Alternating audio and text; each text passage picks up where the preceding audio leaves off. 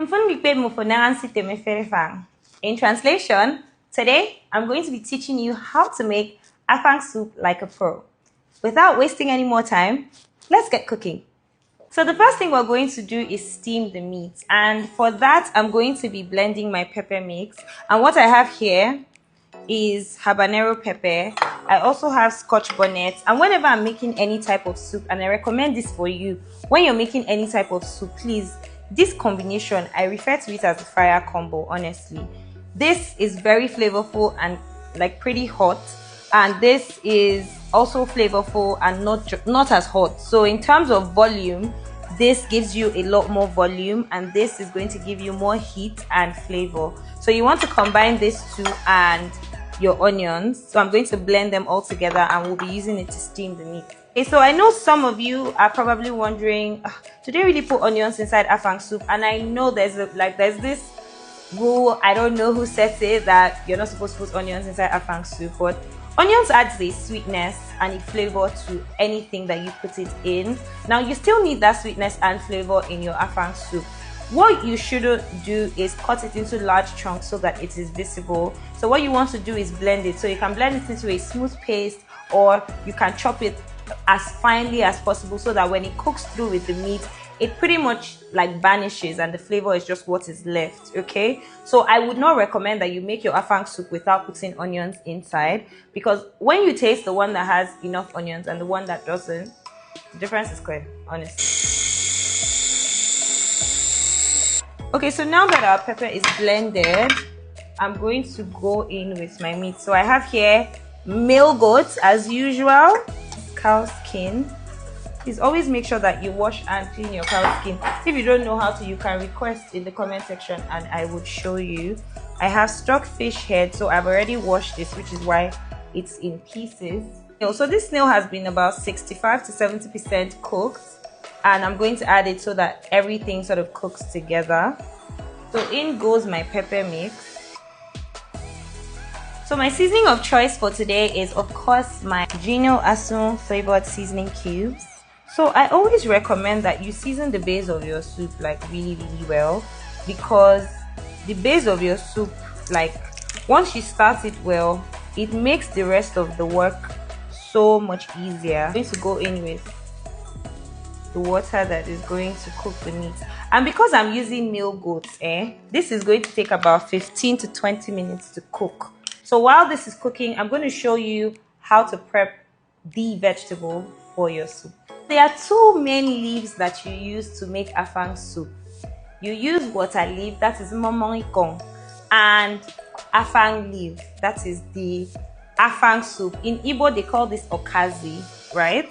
And I'm going to show you how to prep it. I've already shown you guys in the edikaikong recipe video.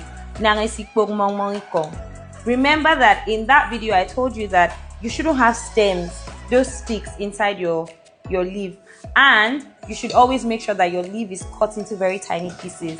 So that rule still very much applies when you're making afang soup.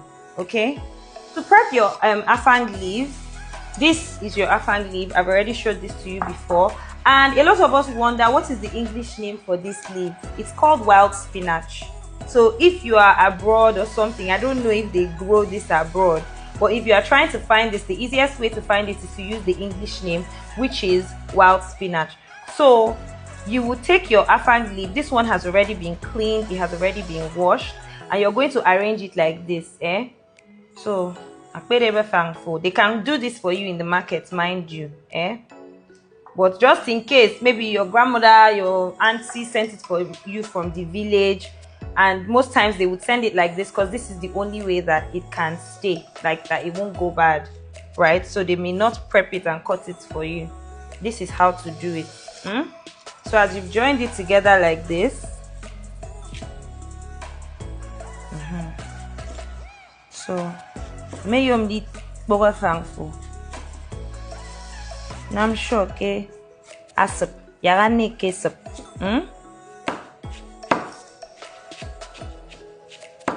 So I finished cutting the leaf, and I already had some that was cut before. Next thing that you want to do, mind you, at this point you've prepped your water leaf, because I showed you how to do this when I was teaching you how to make edikaikong, right? This is a marble mortar. I opted for this one because it's faster. If you have a mortar in your house, any normal mortar and pestle, it will work. So you're going to take this your afang and put it inside.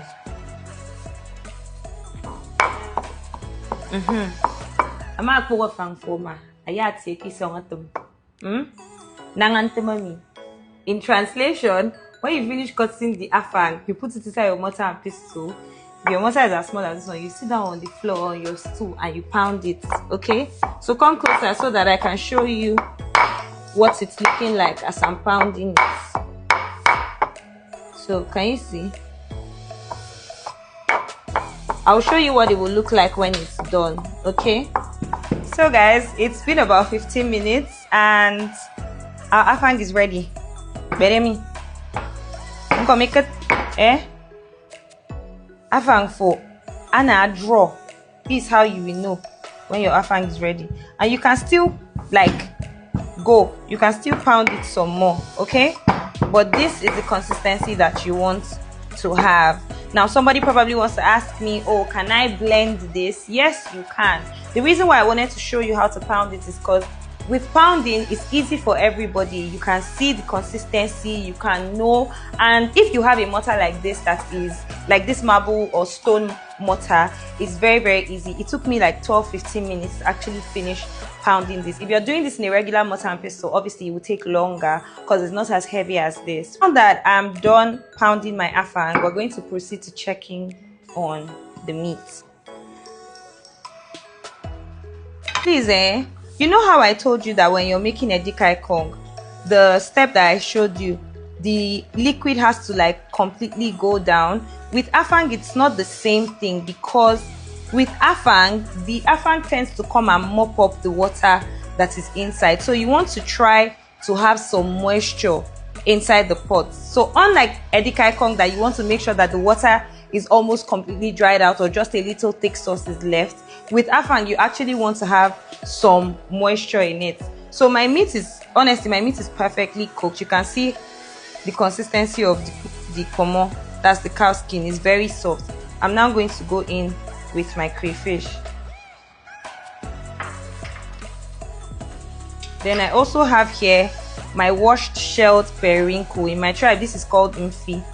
So this is what the unshelled one looks like, and this is what the shelled one looks like. You can opt for any one, but best practice is to use the shelled one, so you'll be sucking it out. Okay, so we're going to go in with that. I'm also going to go in with my palm oil. Afang is one soup that takes a lot of oil. Like the leaf actually requires a lot of oil for it to thrive, and this particular afang recipe it requires oil. Original afang recipe like consumes a lot of oil. So for the diet, you know, those of us Weight Watchers, those of us that are on a diet, there a healthy food that does not require a lot of calories and palm oil. If not, if you're making this with less oil, you certainly can, but you would not be getting that original afang, like that taste. Maybe it's snake your soup. Okay? Thank you. I'm going to go in with my water leaf. I'm going to go in with my pala fish, my dried catfish. So with my dried catfish in, my water leaf in, I'm going to mix everything together. Okay? So I'll top this up with some more crayfish and I'll cover it and allow it to cook. See, please, when you're trying to make afang that is very nice and green, I promise you, you don't need to leave the water leaf for 5 minutes, 10 minutes. No. Count 1 to 80. Especially if you're doing this on medium heat. Count 1 to 80. That's more than enough time. Especially if your heat is well circulated, you don't need to leave it here. If not, your afang is now, the water leaf is going to wilt. You know, it's not going to have that nice, fresh, green, vibrant color. And that's not what we want. We want it to be like green, we want it to be vibrant, we want it to be very nutritious, right? So please don't overcook the water leaf. Yeah? Another thing that a lot of people want to ask me is, what is the ratio of water leaf to afang leaf? Afang is actually, this okazi, actually a very premium leaf. It is quite expensive. So when you are buying maybe 500 naira water leaf, you would most likely be buying 800 naira afang. But the truth is, the ratio of water leaf to afang is 60-40 or 50-50.